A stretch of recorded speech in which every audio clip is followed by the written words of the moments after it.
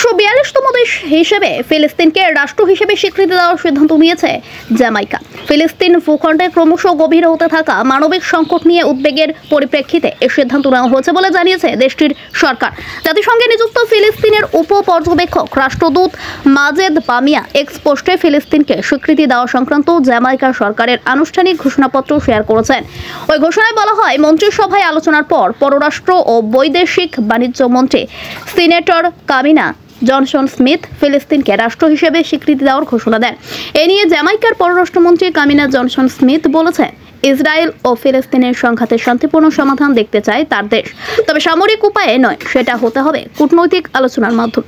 এর আগে গত মার্চের শেষ সপ্তাহে বেলজিয়ামের ব্রাসেলসে এক বৈঠকের পর যৌথ ঘোষণায় ইউরোপের 4 দেশ স্পেন, আয়ারল্যান্ড, স্লোভেনিয়া ও মাল্টার প্রধানমন্ত্রী জানান তাদের দেশ স্বাধীন রাষ্ট্র হিসেবে ফিলিস্তিনকে স্বীকৃতি দিতে প্রস্তুত।